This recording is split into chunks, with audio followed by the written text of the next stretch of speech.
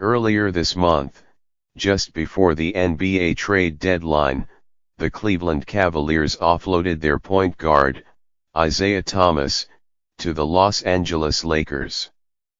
It was the second time that Thomas had been traded in the last 6 months, and it suggested that he was destined for a career as a journeyman scorer, plodding from team to team. Things looked very different for Thomas as recently as last summer. Back then, he was the star gunner for the Boston Celtics, and he was becoming something of a folk hero in the city. But then in August, the organization abruptly traded him to the Cavs for Kyrie Irving. At the time of the first trade, Thomas was just months off a colossal playoff run in which he played through major dental surgery, a hip labral tear and the loss of his younger sister, China, in a car accident. In the days after her death, Thomas suited up against the Bulls. He had China's name written on his sneakers and fat tears pooled in his eyes. And then, as he'd done for years, Thomas, the shortest man in the NBA, scored bunches of points with an intricate, endless string of feints, jabs and soft jumpers. Boston's callousness shocked people. ESPN broke news with details of backroom negotiations. The Boston Globe celebrated Thomas's bond to the city. 538 quantified the trade's impact on the Celtics' win share probabilities. Barstool Sports posted a meme implying the Cavs' J.R. Smith, a man known to enjoy life, would be too high to notice his team had swapped starting guards. It was an onslaught of facts, justifications, adjusted advanced analytics projections and bits. But no amount of coverage could ever fully account for such an unexpected transaction. Then, in early September, in a first-person essay for a website called the Players Tribune, Thomas filled in the gaps, how he wanted to hang up on the Celtics general manager, Danny Ainge, how he broke the news to his 2 young sons, how, after some time, he forced himself to accept that his Boston ascendancy was done. Sports fans had long ago ceased to expect access to the intimate concerns of superstar players. They were too famous, too rich, too big. But here was access not just to the life of a star but also to the star's internal monologue. The Celtics front office had revealed that they saw Thomas as a mere asset, fungible, mobile, dispensable, and he responded by demonstrating his singularity. "When I say this hurts, man, just know that it isn't because of anything anyone else did," Thomas wrote. "It's only because of something I did. I fell in love with Boston. Reading it, I damn near cried." Thomas's article, more than any other in the site's history, underscored the elemental purpose of the Players Tribune. Founded in October 2014 by the former Yankees shortstop Derek Jeter, along with the sports marketing executive Jamie Messler, the company's principle was that pro athletes were in dire need of an outlet in which to express themselves. Here, the athletes would be writing their own stories. The Players Tribune originally gave athletes newsroom titles. David Ortiz, the Jolly Red Sox slugger, was editor-at-large. Matt Harvey, the Mets hurler, was New York City bureau chief. On Twitter, jokes about Kobe Bryant, the editorial director, flourished. Just imagine him screaming in the face of a middle reliever about a missing nut graph. For sports media, it was a way to grin in the face of the prickly existential fear they'd lived with ever since social media forever changed their industry. Twitter and Instagram had already conditioned athletes to communicate with the public directly. Might they, the middlemen and middlewomen, one day be cut out altogether? Wouldn't athletes simply tell the same tales of humdrum perseverance that they do in Gatorade commercials? Didn't good writing still require good writers? 3 years on, the Players' Tribune has become a regular source of breaking news. Kevin Durant announced his league-upheaving move to Golden State in July 2016 with an essayistic memo, which then became a recurring format. In November 2015, Kobe Bryant announced his retirement via 11 stanzas of spare, Japanese-style poetry, which, unfortunately, did not.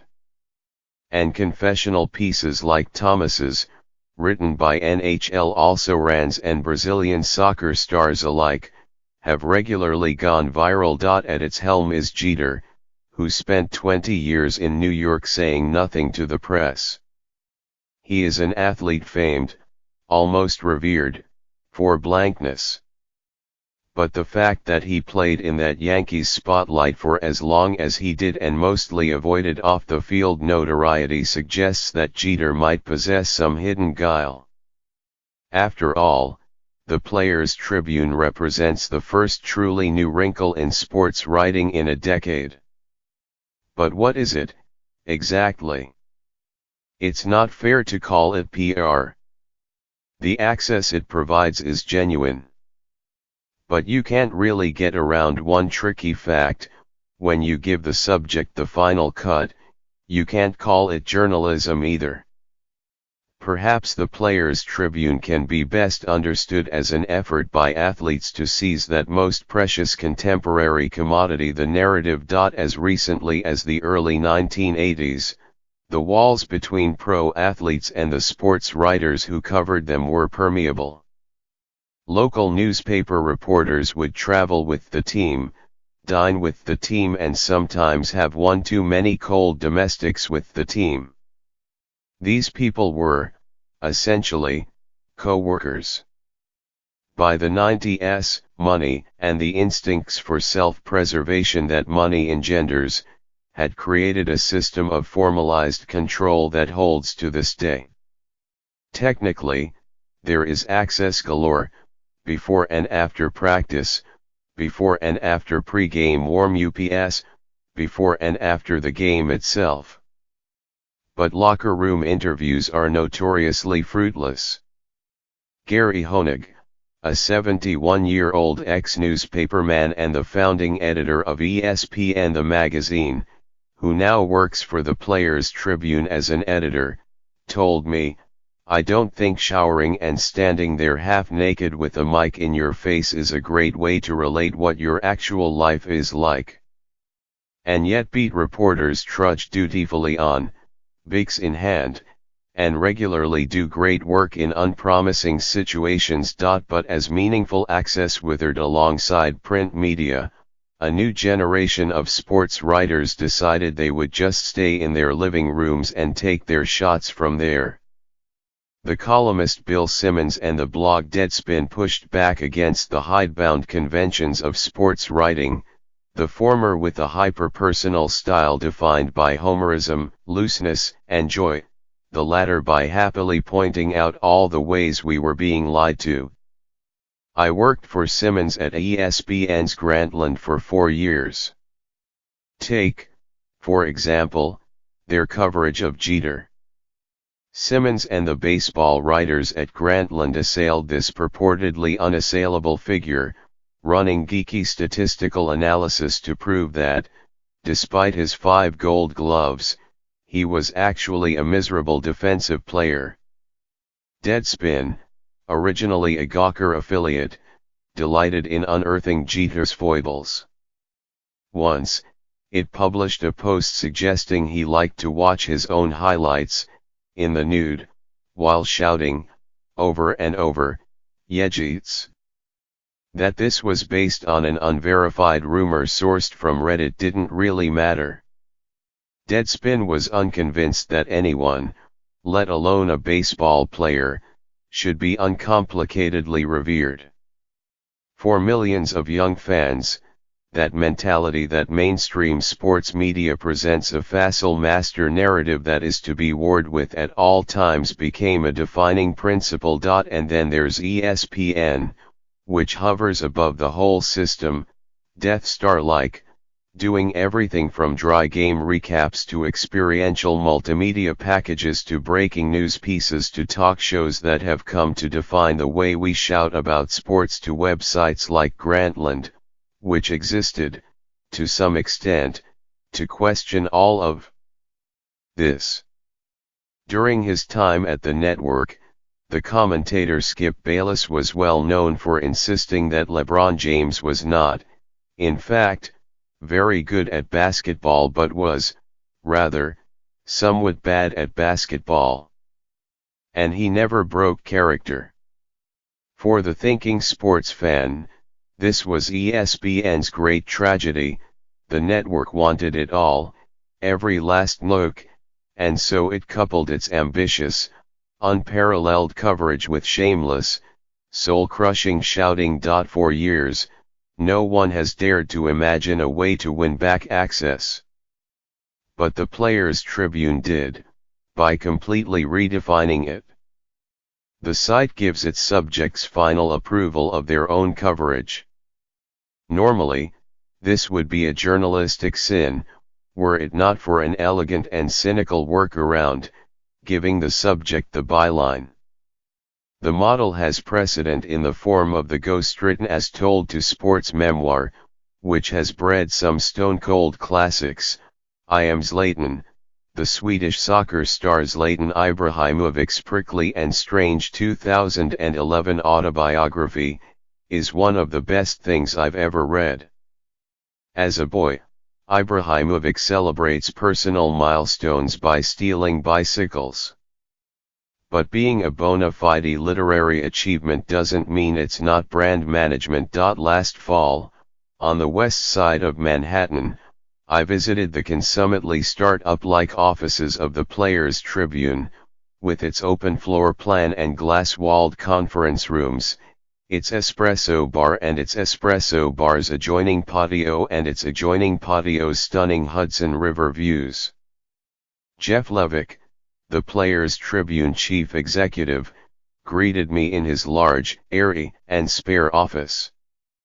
Slim, small, and slightly mod, Levick speaks quickly and while speaking quickly says things like global and aspirations and massive and disruption.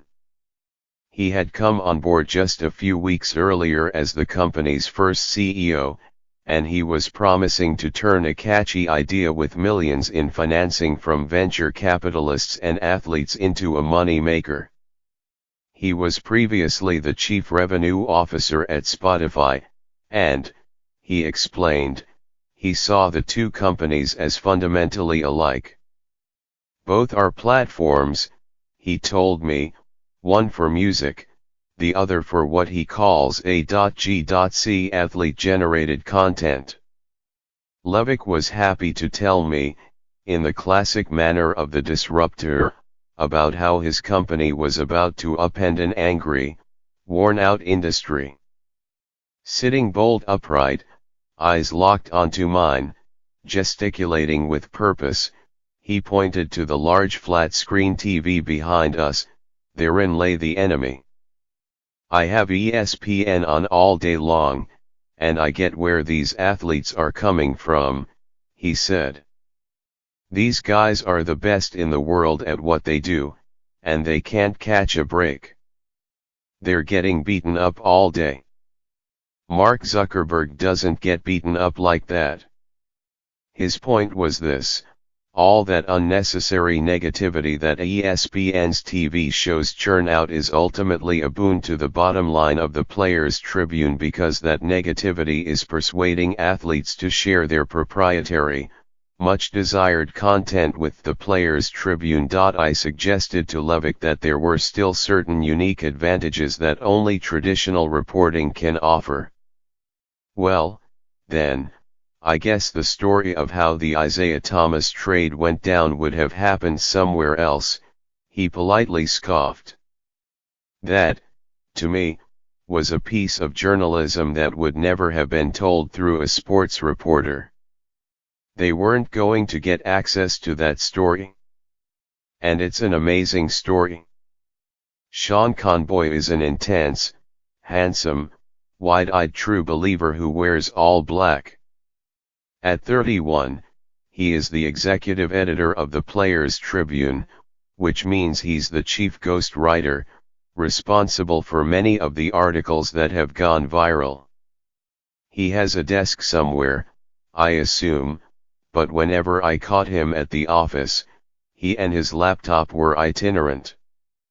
The first time I saw him, he was on a couch near a Pape-shot basketball hoop, plotting a coming business trip to Madrid. The next time we sat entombed together in a fishbowl meeting room that at least felt, and may indeed have been, soundproof.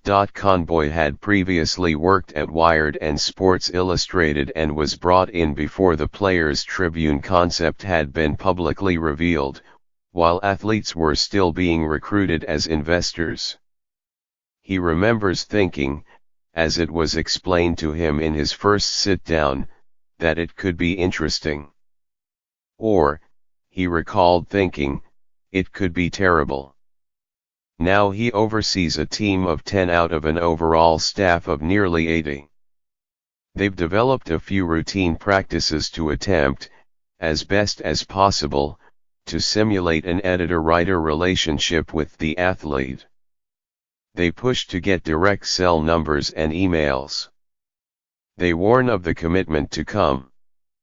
We say off the bat, this is not a dashed-off thing, he said. This isn't a transcript of an interview.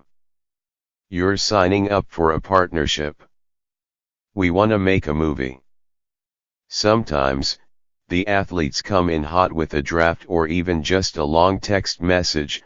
Other times, the athletes first want to talk through a difficult experience. When the former NHL goalie Corey Hirsch wrote about the undiagnosed obsessive-compulsive disorder that nearly pushed him to drive his car off a cliff, he spoke with Conboy 5 or 6 times. Hockey has been the source of a number of the Players Tribune's best stories, churning out compelling characters at a rate incommensurate with its place in the culture at large.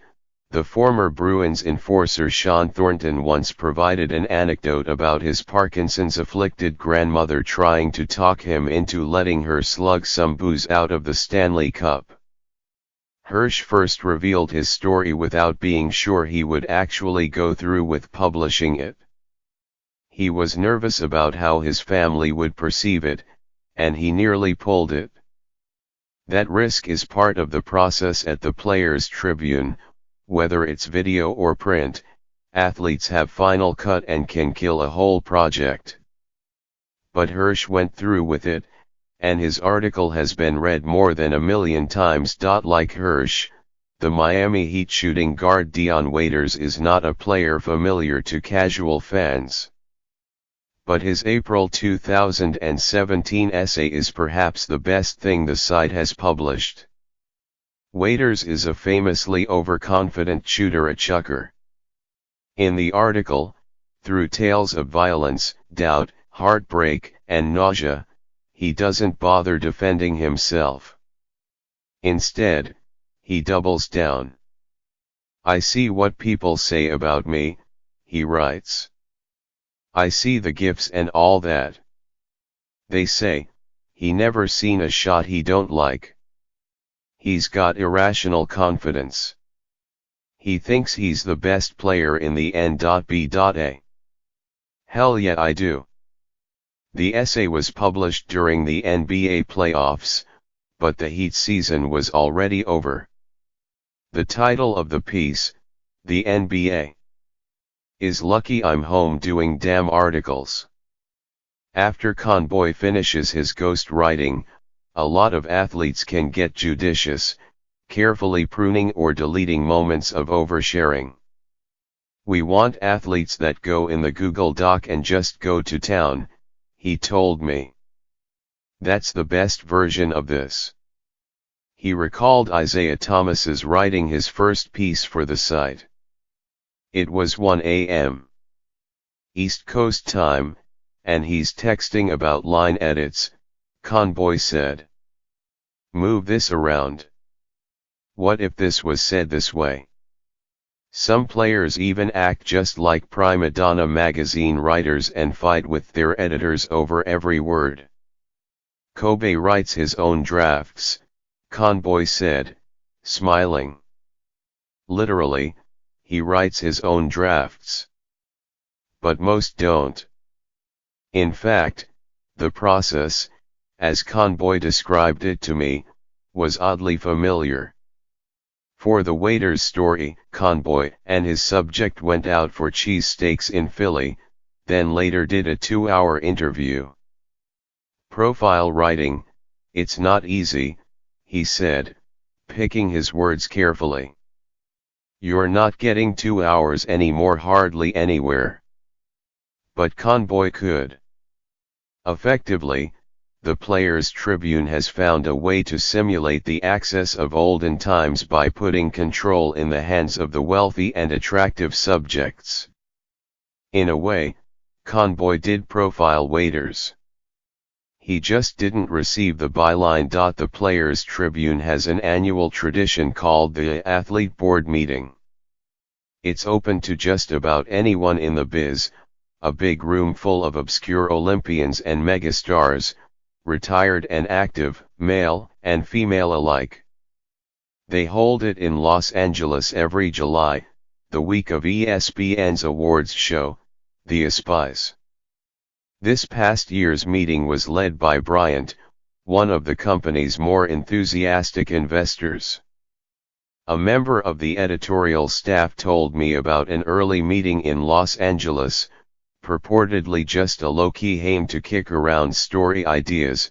Bryant showed up via helicopter with a small black notebook that he quickly filled as he proceeded to ask an intense stream of highly informed digital media strategy questions. At one point, Levick recalls, Bryant threw out a question to the room, "What keeps you up at night?" One of the athletes responded, "The thing that keeps me up at night is that my legacy will only be what people see on the field. That they won't know me for all the other things that are interesting to me." And all these hands went up.